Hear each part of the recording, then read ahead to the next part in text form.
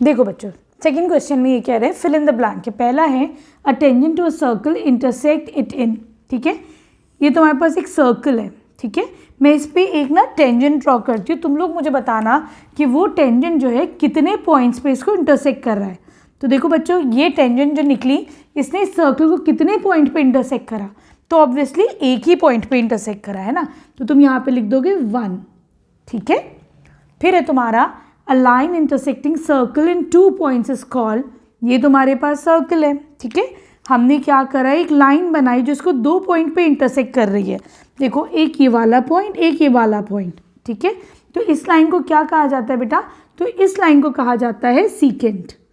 ठीक है, और ये जो थी ये क्या थी, तुम्हारी टेंजेंट। तो तुमने दोनों में डिफरेंस देखा, तो ये हो गई तुम्हारी सीकेंट। ठीक है, अब है a circle can have dash parallel tangents at the most. इसका मतलब क्या है बच्चों, इसका मतलब है तुम्हारे पास एक सर्कल है। ठीक है, ये सर्कल बना लो। ये कह रहा है अगर मैंने इसका यहाँ पे एक टेंजेंट ड्रॉ करी, ठीक है, तो इसके पैरेलल कितनी टेंजेंट्स हो सकती है, तो इसके पैरेलल बेटा सिर्फ एक ही टेंजेंट हो सकती है। ठीक है, तो मतलब यहाँ पे 2 पैरेलल कितनी हो गई, पैरेलल टेंजेंट्स कितनी हो गई, 2 हो गई पैरेलल टेंजेंट। ठीक है, या फिर अगर तुम मानो सपोज ये तुम्हारा एक सर्कल है, एक ऐसे करके बना लो टेंजेंट और एक ऐसे बना लो, अगेन कितनी आ रही हैं, 2 ही पैरेलल टेंजेंट्स आ रही हैं। ठीक है, इसका मतलब समझ में आ गया तुम्हें। फिर है the common point of tangent to the circle is called.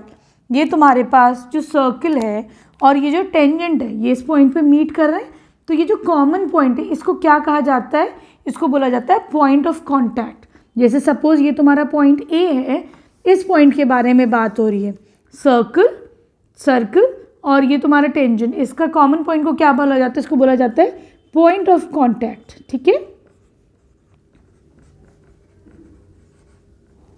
सही है। चलो अब चलते हैं हम क्वेश्चन नंबर 3 पर।